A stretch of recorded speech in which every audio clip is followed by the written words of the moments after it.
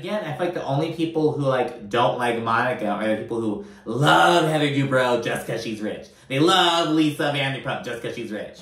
What's up, guys? Welcome back to my channel. So I'm here today to talk about The Real Housewives of Salt Lake City, Season 4, Episode 4, Don't Be a Drag. So be sure to like, comment, subscribe, and let's jump right on into it. So it's day 2 of the ladies' Palm Springs trip. Meredith wants everyone to wear their t-shirts, so of course, Angie K gets a plain white tee, goes down to the little, not the leasing office, but like the main office or whatever, and she's like, oh, do you guys have a pink marker? And she makes her own. Meredith's shirts say, no tricks, all trust. So Angie say, no trust, all tricks. This is like the opposite. Whitney and Lisa, they chat over coffee. Whitney's irritated by Meredith manipulating the situation by reaching for anything to grab when she's in the hot seat. Basically, like, she touched on it in the last episode, like, oh, it's always something. It's like, oh, the milkman retired. Oh, my neighbor's dad's dog died. Like, there's always something going on with Meredith, according to Whitney. Lisa then tells Whitney about Meredith saying that, oh, she said she knew a lot about Angie K and her family, like, going into that. And so we still don't know what Meredith was referring to. In the next episode, we learned that, like, okay, there are these rumors going around about Angie K and her family having ties to the Greek mafia. But according to Meredith on Watch What Happens Live, that wasn't even what she was referring to. So she saw something up her sleeve, allegedly. But so yeah, there's that. Monica and Meredith, they have a little chit chat as well, and they're kind of vibing. So Monica, she's acknowledging, like, hey, you know, I know Angie K is like my friend. She's the one who brought me into the group, but I'm here as your guest. Yesterday put me in kind of a weird position, but I want you to know that what Angie K did was not okay. Like, I'm excited to get to know you more. I'm glad that you invited me. So we really see Monica making like leeway with Meredith. You know what I mean? So Monica seems to really be getting along well with Meredith and Mary so far, and especially with Mary, that is not easily achieved. You know what I mean? So she's pretty chill. I really like Monica. Everyone seems to really be vibing with her. The only critique, again, that I at least have, I feel like when she's talking to Lisa about, like, oh, you keep talking about your fucking $60,000 ring. I don't think Monica should be, like, putting her own situation in that. She's like, it's hard for me because of what I'm going through to hear you talk about your ring. And it's like, no, it's annoying that you keep talking about your ring, Lisa. Like, but I feel like she's doing that so that way, like, it can't be thrown back in her face, you get me? So she's trying to, like, lays it out on the table, which I appreciate.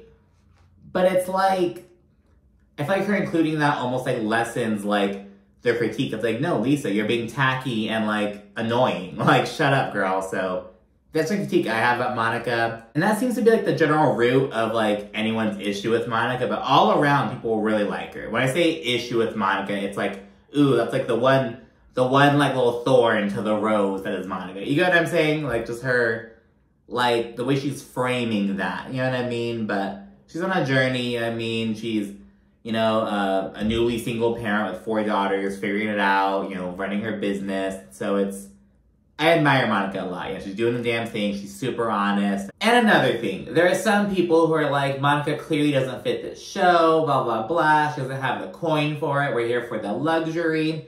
The whole trope of, like, the single mother who's scrappy and not quite as financially well off as the other women, that's been a thing on the show. Brandi Glanville on Beverly Hills. Lori Peterson on Orange County. Now, there hasn't been a housewife like that in a while. And, you know, I really feel like the people who are shitting on Monica and, like, I don't want to see Monica, she didn't take care of, they're the people who would love to see Heather Dubrow show off her fucking big old house all day. They would just love to hang out at Villa Rosa, Lisa Vanderpump's place. Oh, I want to see the swans and the opulence. And yes, that is a big part of Housewives. Bitch, I'm also here for the drama. I'm also here for the storyline, the realness of it all. You know what I mean? And so, I'm not someone who's just gonna be like, ooh, I just want to see private jets and big houses all day. No. Go watch fucking House Hunters, bitch. I'm here for that and the drama. I'm here for that and the realness. You know what I mean? So again, you know, I don't think that Monica should be expecting Lisa Barlow to, like, not be this fucking, like, alleged 1%er or whatever. But look how Lisa's responding to it. She's like, I do get middle-class people. Now, Lisa, that's not fucking true. You know what I mean? So it's like, I'm not gonna sit here and shit on Monica and be like, oh, she shouldn't be here. Because it's like, that's been a thing. And again, I feel like the only people who like don't like Monica are the people who love Heather Dubrow just because she's rich. They love Lisa Vanderpump just because she's rich. I'm here for that, yes. I'm here to see like, you know, the other lifestyle aspect, but I'm also here for the drama, the friend group dynamics. You know what I mean? It's deeper than the money aspect.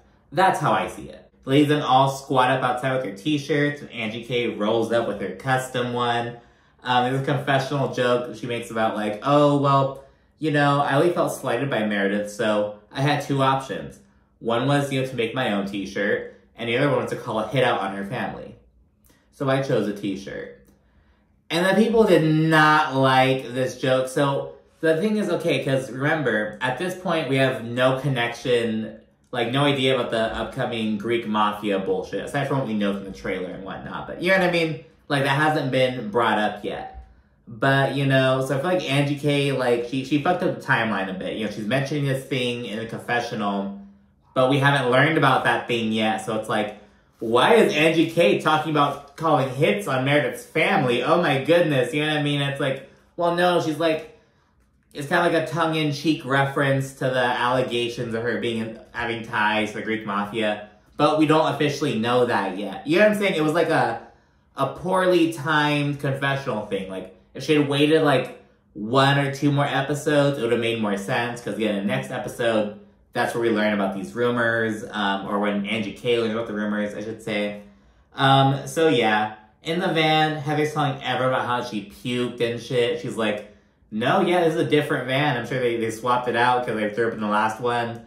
She actually threw up on Whitney's leg, and in the confessional, Whitney's like recounting it. And she's like, it was one of the most disgusting experiences of my life. And she's like visibly like fighting throw up. She's like feeling so nauseous in the confessional chair. She's like, oh my God, that was so disgusting. Like, Whitney seems like one of those people. Like, she cannot see throw up, she can't smell it, she can't be around it, or she can't think about it even. Like, it's like, she cannot deal with that shit. So funny. The ladies then roll up to this park for a little trust building activity, which Mary sits out, and I honestly don't blame her. It's like nothing crazy. It's like some shit you do like at like the play day at school, you know what I mean? Like I remember in elementary school there was like this one day where you do like all kinds of outdoor shit with like all these different classrooms and whatnot. It was like the Nickelodeon Worldwide Day of Play, but for school, you know what I mean? Like really pushing those initiatives. And that was like, I appreciate like the sentiment, but it's like, girl, I'm just gonna change the fucking channel. Cause it's like the Worldwide Day of Play, for those who don't know, is like on Nickelodeon, there's one day where like, they would like black out basically. And they'd be like, hey, go outside. Like, don't watch TV, go outside. It's the day of play. And you know, they like had Michelle Obama and like in the commercials. Like, oh, it was this whole thing. And it was like, I live in the desert, sir. I'm not going outside. Like, I don't know what Nickelodeon's talking about. You know what I mean? I'm like, I'm not going outside. But yeah, it was really giving that. Just these little like, oh, you have to guide your partner through this like quote unquote minefield. Like, oh, you have to step in these hula hoops, go around these little traffic cones. Just standard like a field day. That's what I'm thinking about. The play day, the field day. You know what I mean? Like that kind of vibe. So yeah, afterwards, Meredith tells Mary that she wishes she would have participated in the event. And Mary's like, well, I explained to you why I didn't. Because before Meredith got off the bus, Mary was like, hey, I just don't feel like, you know, bonding with everyone in this group right now. I don't feel like I'm there yet. So she said it out and she explained it to Meredith. So Mary's kind of like, well, girl, I told you what's up. Like, because she did tell Meredith what's up, like one-on-one on the bus when they're the only ones there. And now Meredith is like calling her out. Not really calling her out, but kind of calling her out in front of the whole group. So yeah, it's like, girl, what the fuck? You're my friend. Like, what's going on? So Mary points that out, and Lisa, who's sitting in between them, she starts like just floating into the conversation, just waltzes into that. And Mary gets irritated. She's like, hey, I'm not talking to Lisa. I'm talking to Meredith. Like, don't get into this. But Lisa keeps like getting into it because, again, she's physically between them. And yeah, it was kind of a little funny moment. Mary then says she just wasn't ready to bond with everyone in the group. Whitney then chimes in, of course, because she's kind of talking about Whitney. And you have a little back and forth and whatnot. And Whitney asks why why Mary would come on the girls' trip if she, you know, feels this way. If she isn't this down-ass bitch and want to be cool with everyone, why did she come on the girls' trip? And I hate when people ask these questions. That's like, I understand they're supposed to like be like, oh yeah, we're just going on a trip with our friends. They're getting paid to go, bitch. They have to go. You know what I mean? Like, it's kind of like on RHOSLC New York City, there's one episode where Pavitt asked Jessa, like, oh, well, why are you going down to Anguilla? And she's like, oh, it's for a girls trip with the girls. It's like, she's going for work, bro. Like, but she can't say that. It's like, you know what I mean? So it's like, why'd you even come on a trip if you don't want to bond with us? Because she's on the show and has to work, bitch. She has to clock in. You know what I mean? And the thing with Mary, so Mary is a friend of, but she gets a lot of screen time for a friend of. Like, if you're just watching the show, you would think she was a full-timer. You know what I mean? Like, she doesn't have a lot of focus. We've even seen some, like, scenes of her at home with, like, her son, which we never see those with friends of. You know what I mean? Like, so, yeah, she's a friend of, but she's, like, really on the show a lot. And I would suspect that she's getting paid more than other friends of, because she was a full-timer. She left the show because she felt, like, unsafe because of Jenny Wynn, and then all of Jenny Wynn's bullshit came out after that season aired, and you know what I mean? So, not Emily. Why do I keep making up these names? I'm thinking about all the fucking different franchises. Mary, she was almost, like, vindicated, you know what I mean? Like, see? Like, look what Jenny did. Like, that's why I didn't come, but no one fucking believed me. No one sided with me. Like, so I think they're going to be extra accommodating to Mary. And in terms of, like, the production and whatnot, like, they just let her chill. Later on, they, like, get her McDonald's and shit. They get her a coffee and everything. They're like, okay, Mary, you good? Like, because they just want her on the show because she's fucking funny. And people are annoyed. They're like, oh my gosh, Mary, blah, blah, blah. And I'll admit, back when she was a full-timer, it would be like, oh, like, Mary, like, you have to go to these events, you have to do these things, but girl, she's a friend of. I don't really care if she wants to sit something out as a friend of. I really don't. Because she's going to be funny. Like, when they flash to her in the van, it's going to be funny. You know what I mean? So, I'm cool with it. It can get annoying when they're, like, a full-timer, but she's a friend of, technically, but she's on more often than a friend of, but I assume, and I genuinely hope she's getting paid more than other friends of, because she's putting in more work, but, you know, whatever. That was a long little Mary moment, but hey. Anyways, right when Whitney asked this question, they pull back up to the motel, and they segue to lunch. Heather asks what's next on the agenda, and Meredith, she kind of begins answering. She was like, it sounds like she's gonna be like, oh, I'm not too sure, I'm thinking we can kind of figure it out. But Whitney chimes in, and she's like, oh, I'm taking over. I planned something with Trixie. We're going to do a drag makeup competition. And in the confessional, Meredith's like, wow, Whitney, like, what if I had something planned? Like, you're not the one in charge.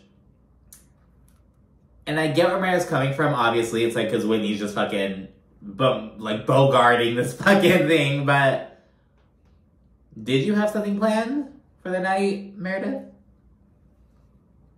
And then plus, with that flop-ass, like, bonding event, it's like, what'd you have planned? Like, fucking marshmallows by the fucking pool? Like, gonna tell ghost stories? Like, girl. So, I'm here for it, damn it. Do your thing, Whitney. Whitney's a messy bitch. Whitney's an Ashley Darby for Potomac. It's like, Whitney's just all about that shit. But hey, you know, whatever.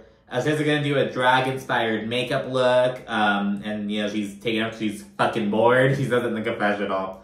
Yeah, Whitney then tells everyone to remove their makeup and cancel their glam, and this immediately rubs Lisa the wrong way. She's like, but I flew my glam out here. And Whitney's like,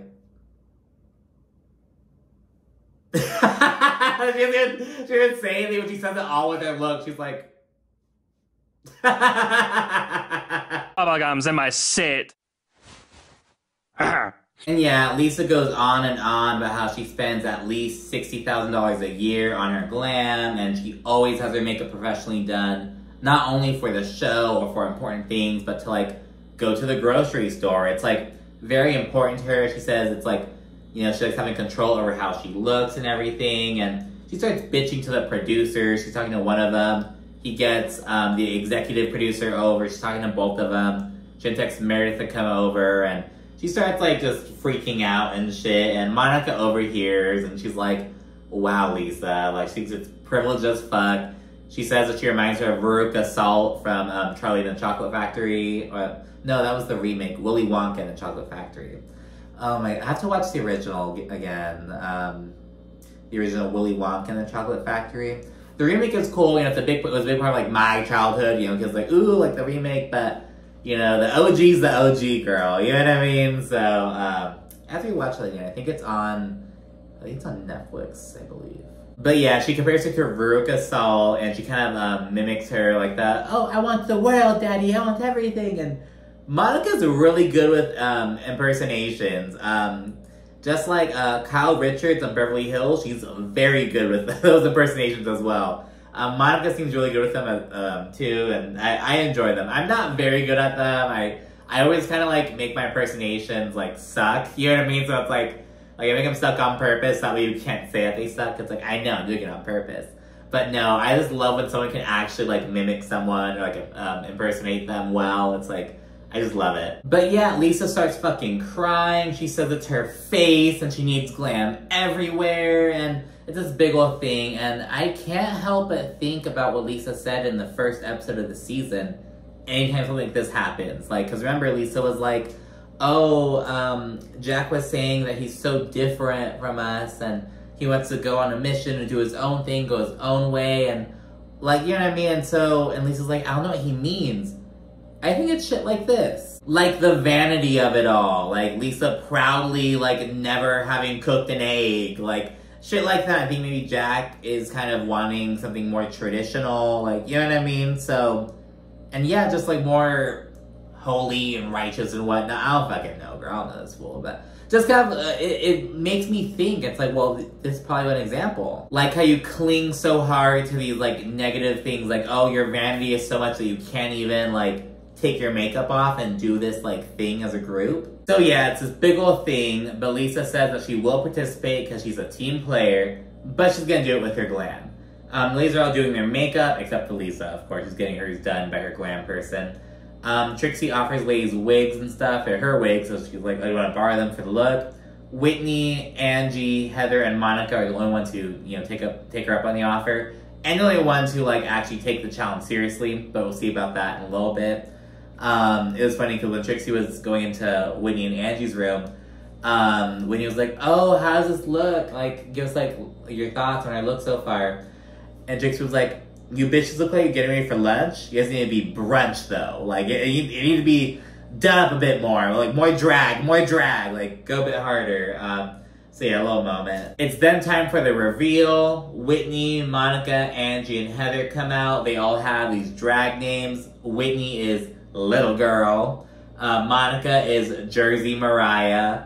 Angie is Anita Invite. And Heather is Dolly's Pride. Now, I am so glad that Heather got that wig. I don't know who the fuck else could have worn that wig. It was perfect for Heather. Like, I don't know. That was made for Heather, bitch. I don't give a fuck. So yeah, they come out. They fucking serve. They're like doing the damn thing. Trixie's very impressed. Like, okay, bitches. These are the first 4 girls out. So it's like, okay, like, all right. Meredith, Lisa, and Mary do not serve. Although, Mary is wearing some high-ass fucking heels. She is. Wearing these scary-ass heels, so good for her. But yeah, Meredith comes out and she's like, "Oh, I feel underdone." And it's like, it's just a total flop. What the Meredith? So yeah, they're like immediately disqualified. Trixie crowns Monica the winner. It's super sweet. She talks about how like meaningful it is, like considering what she's going through, and you know, just a little confidence boost, being around Trixie and like her exuding the confidence. And it was a really good thing for Monica. She had tears a bit in the confessional, so I was really glad. And she came through because she like committed to the role. She was like, she had the gum in her mouth, she had the Jersey accent, she had the can of hairspray and shit. She was delivering. It wasn't just a look, it was the whole personality and everything. Monica's a silly girl. She's so funny. She's like how Kenya Moore is just super silly and just like Kind of like that kind of vibe. Right afterwards, they segue to dinner, which is awkward as fuck, just full of awkward sounds. You can cut and touch it with a knife. Monica's still in her Jersey Mariah vibe, because it's like Whitney, Monica, Angie K, like sitting, and Heather like at the table, and then it's like Meredith, Mary, and Lisa elsewhere. Like it's very segregated, very kind of weird. Jersey Mariah Monica isn't like, oh, you guys want to come sit over here? You want to come sit with the French poodles? You want to be over there with your wet noodles? It's like, I don't know. I really, really like Monica. Whitney's then like, all right, guys, we're going to leave in 10 minutes. You know, go if you get what you need and whatnot. While ladies are freshening up, Whitney acknowledges the others' lack of effort and whatnot while she's chatting with Monica and Angie. Except Heather, you know. Those three and Heather, they're the ones who kind of took the challenge seriously. Whitney says that she expected more from Meredith because she's, you know, the one hosting the entire trip and whatnot. Monica says that Lisa's refusal to participate makes her look insecure. Because remember, like, with Meredith and Mary, it was almost like, oh, well, we tried. Because they definitely, like, did their makeup differently. You know what I mean? Like, they were a bit more, like, heavy-handed and whatnot. But Lisa was just straight up like, no, I'm having a glam person do it and whatnot. Lisa very much looked the same. With Meredith and Mary, I feel like they kind of were a bit more heavy-handed with the makeup in the spirit of drag. Lisa was the exact same. And, of course, there's a sentiment like, it's my face, I don't want to do it, blah, blah, blah. One could argue that, like, okay, maybe Meredith and Mary misunderstood the assignment. Because, also, Whitney said a drag-inspired look. So it didn't have to be drag. It wasn't like a drag look. Drag inspired. Girl, anything like the inspired that's a whole creative license. You know what I mean? So, hey. And again, Monica comes to you with a perfect impersonation of Lisa. She's like, guys, it's my face. I need to call John. I'm calling John. And yeah, Lisa, she kind of catches that the vibe is off a little bit. She waltzes up while they're kind of talking about wet noodles and the lady's not participating. But, you know, she's kind of like, whatever. On the bus, though, she brings it up. She's like, what were you guys saying back there about wet noodles and whatnot? In turn, Monica's like, oh, you know, we're just disappointed that you didn't dress up. Just like that. You know, we just wanted you to dress up. And Lisa's like, but I am dressed up. And they're like, okay, well, yeah, but, like, the purpose was to be dressed in drag. Because Lisa's like, oh, you know, I look great. I'm dressed in head to toe Isabel Marant. Like, I'm dressed up. And then she's like, this is drag for me. Just going with that. Lisa points out, you know, the day before I was dressed in that, you know, little jingly skirt and whatnot at a 5-star restaurant. I'm a team player. But, you know, I just didn't want to take my makeup off. And it's okay, she did wear that to the restaurant. But, girl, if she would have had a chance to change it, she would have changed it in a heartbeat. You know that shit. Monica then addresses Lisa. She's like, okay, I'm going to be honest with you. She said that the ring thing is still bothering her because of what she's going through. And it's like, Monica. It's kind of like there's so many other things she can critique about Lisa. Like, Lisa's being fucking annoying. She's being a sourpuss. She's being vain. Like, but she's like, the ring. Like, and she brings up that, like, oh, what she's going through, that Lisa has so much to be grateful for. She has 2 healthy boys. She has, like, so much going on with her businesses. Like, she's so successful. She has so much to be thankful for. Yeah, she's bitching and moaning about this ring. And she's being kind of tone deaf. And she's removed from most of America. And the thing is, this is Real Housewives. You know what I mean? It's like, okay, yes, the Real Housewives are allowed to be tone deaf and removed from America. They kind of are. You know what I mean? But it was Lisa's response that was kind of like interesting, because Lisa's like denying it. She's like, oh no, I'm not. I can totally relate to middle class people. Like, it's like, well, hold on. Like, but we'll get more into that in a little bit. But yeah, it's like, you know, she isn't like Heather Dubrow owning it. It's like, oh no, like, that's absurd. But anyways, Lisa pushes back and shuts that down, and she then adds that she's really sorry for what Monica's going through. But Monica's like, you don't give a fuck!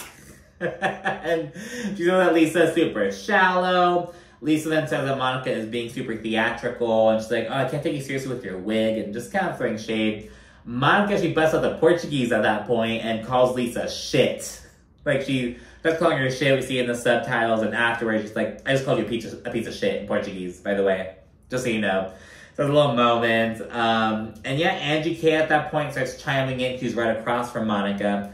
And because remember, the night before, when Angie K was going in on Meredith, Monica was like, stop, like grabbing Angie, trying to get her to calm down and shit. So now Angie's like, well, hold on, Monica. You were getting on my ass for being mean yesterday, but now look what you're doing now. And she kind of calls her a hypocrite. Lisa jumps on with this, and they're calling her out. And Monica's like, Angie, you are so far up Lisa's ass, you should just fucking stay there. Like, trying to disregard her. Lisa then calls Monica a flip-flopper at that point, and Monica shuts Lisa the fuck down, because Lisa's like in the corner of the van, and Monica's like, no one can hear you. No one can hear you because your dog's barking right now, so no one can hear you. So she gets a 2-for-1. She's shutting Lisa down and fucking throws a dig at Angie again. And yeah, Whitney thinks that Monica's behavior is nasty, though. Whitney's not really a fan of it. But it's like, okay, Whitney, like, Whitney will, like, throw a grenade and act stupid. You know what I mean? And it's like, if it was Monica, sure, one could say Monica's, like, being mean, but look who she's being mean to. You know what I mean? So it's like, okay. Now, I like Lisa. I actually do. But, I mean, I'm not gonna, like, be like, oh, don't go in on Lisa. No, you can go in on Lisa for a little bit. I'll allow it. You know what I mean? Like, I'm not, like, girl, I'm not gonna get pissed off at everyone for going in on Lisa. It's fine. So yeah, the women then roll up to the bar, and Mary, of course, stays in the van. It was so funny. Like, when the ladies get off, she asks the driver, can we get McDonald's? So yeah, at the bar, Lisa, she floats up to Monica and just kind of continues the conversation. She addresses the issue, and she says that she 100% relates to middle-class America. And, you know, Monica's like, no, you don't. Middle-class people don't have $60,000 rings. Lisa's response, yes, they do. So yeah, this makes Monica actually laugh. She's like, oh my fucking god. Meanwhile, Whitney, she's addressing Meredith, and she says, oh, well, I hope that you would have been in drag. And, you know, Meredith says, you know, well, I did my best. I did a drag-inspired look. Everyone's, like, has their own interpretations, yada, yada, yada. And Whitney keeps kind of pressing the issue. And this prompts Meredith to say that, you know, they're just two different people, and she doesn't have to try to copy Whitney. You know, like, you can do your thing, I'll do my thing. Whitney then says, oh, well, if I were to have planned the trip, I feel like I would have incorporated more of the drag stuff, would have leaned more into that. Like, if it had gone your way, we wouldn't have had anything with Trixie. And of course, because Whitney was like, if this were my trip, Meredith, the only logical response is, well, it isn't your trip, Whitney. Like, it isn't. But, you know, to Meredith, okay, it isn't Whitney's trip. It is now, bitch. Whose event is this? Whose past event? Because Whitney's event was actually pretty fun, you know what I mean? Like, they had half the group going with one kind of vibe, the other half failing, and, you know, Whitney be like, what the fuck, Meredith? That was so funny, and, like, you know, Whitney's, I'm glad Whitney took over, to be honest. I'll say it. Is it rude as fuck? Yes. Is it messy? Yes. Am I glad it happened? Also, yes. And yeah, and then so at that point, there's some more back and forth about, like, you know, the wig and the makeup shit, just, you know, all that bullshit. And Meredith points out that, you know, I didn't take the wig because I've had a splitting headache for the past 2 days. I don't know what it's from, blah, blah, blah, blah, just bringing that up. And Whitney, girl, out of nowhere, just out of fucking left field, she's like, so it's someone's sister-in-law's grandson's 3-year-old, and it's a headache, and it's this, and it's that. And Meredith's face, she just is, again, this was like out of nowhere, like, oh my gosh. And Meredith gets pissed off. She tries shutting Whitney the fuck down. She's like, don't you go there, don't you dare. She calls Whitney a monster, and Whitney's like, I'm going there. I'm going. Whitney doesn't give a fuck, man. She was like, I'm going there. And yeah, Meredith, she walks off. And the thing is, like, I wonder how Meredith's friends feel about it. That's like, why is this even getting brought up? You know what I mean? Like, I get that Meredith, you know, she may be privy to this information. Why is she bringing this up on the show? Why is it getting brought up on the show? Like, I don't think Meredith's gonna start losing friends or losing people to, like, losing some confidants. You know what I mean? But anyways, Meredith, she gets super pissed off. And she, you know, Whitney, though, she responds by saying, oh, you can't hold me emotionally hostage. Whitney's in therapy just fucking learning all these vocabulary words, just throwing them out and shit like that. Meredith winds up walking away, but Whitney trails her. Whitney says that Meredith always says she's going through something. She always has something she's going through. She always has some answer when she's being held to the fire. Meredith says, okay, that was only yesterday because she had an animal relentlessly attacking her like a pit bull, referring to Angie K. Angie K, who was like 2 people down, and let me point this out. Angie is in the club, like, you know the fucking, like, in, like, The Simpsons and whatnot, they'll make the black van, and they'll have the audio equipment, like, listening. That's, like, what Angie's on in the club, because she'll be, like, not even in, like, the picture. Someone will, like, say something alluding to her. She'll fucking pull up and be like, are you talking about me? Are you talking about me? What are you saying about me? I heard what you said about me. And it's like, Angie, like, she's obviously not listening to the music, not enjoying her time, because when you're in the club, like, listening to the music and shit, it's hard to hear people. Like, you can be, like, right in front of me, you have to, like, lean in, like, talk louder. Like, but she's, like, in with her fucking CIA equipment, like, listening to all that shit, and it's like, oh my god. So, yeah, Angie K overhears, and, you know, she pulls up, she shoves her way into the conversation, literally, and she's like, oh, Meredith, did you just call me a pit bull? What'd you just say about me? And Meredith pays her dust, though. She, like, physically turns her body and just ignores the fuck out of her. And Angie's pissed, though, and keeps going. Keeps trying to get Meredith's attention. She just keeps going, but Meredith keeps ignoring her. She's, like, talking to Monica, just like, oh, she's so desperate. She's just like a gnat, just relentless. And meanwhile, Angie's talking shit in the background, like, to a brick wall, basically. And at one point before Angie gives up, because she's going in on her, like, you're rude, you're dismissive, you're classless, and as Meredith's turning her back on her, and Angie's like, she kind of goes around, kind of trying to get in her vicinity again, and she's like, you look like a trampoline with eyes. and then she leaves. And this makes Meredith laugh. She, like, can't help but laugh. She actually, like, genuinely laughs at it. She's like, oh my god, it was such, like, a playground. You look like a trampoline with eyes. And Meredith just laughs her ass off. She's like, I wouldn't be talking with a face like that, girl. So, yeah, that was like, again, just so random. Everyone's talking over each other and, like, trying to ignore others. It's like this big old chaotic thing. At one point, Monica asks Heather and Meredith if she was right for saying that Angie K was up Lisa's ass. And they both agree, of course. And again, Angie K fucking rolls up. Excuse me, Monica, what did you just say about me? What did you just say about me? I heard you say my name. What did you say about me? And it's like, she wasn't even, like, there. Like, it's like, she's just sitting in the corner with her fucking little device, like, listening to what everyone has to say. It is, like, so funny. It's like, she's not enjoying herself at all. And she's not like, girl, go dance. Like, but she's so, like, stressed. She's in the club, stressed. Like, with her green wig. Oh my goodness. And Monica tells Angie K exactly what she said. She's like, I asked them if I was right for saying that you were stuck up Lisa's ass. And they confirmed. And there's some back and forth. I guess Angie kind of starts talking with her hands and whatnot. And Monica's like, get your nasty nails out of my face. Get your nasty nails out of my face like Jen Shah. And this comment makes Lisa, who's right there, laugh. She's like, just can't hold it back. Angie then says that Monica worked for Jen and she's pretending that they had no history. She's like, if she could, she would totally erase that, blah, blah, blah. And it's like, oh no, like, she's been open. Like, Monica lays it all on the table, girl. Like, wrong assessment, Angie. Monica, though, she clears in the confessional because she's like, okay, A, there's nothing wrong with being someone's assistant. Because Angie tried being like, oh, you were her assistant. You worked for her, blah, blah, blah. And Monica's like, okay, well, first of all, you can't work for someone if they don't pay you. So she's like, I never got paid, bitch. So she says that, A. Then she's like, okay, there's nothing wrong with being an assistant. It's a legitimate job. There are plenty of adults who, you know, have families and shit, and they work as an assistant. Like, it's a thing.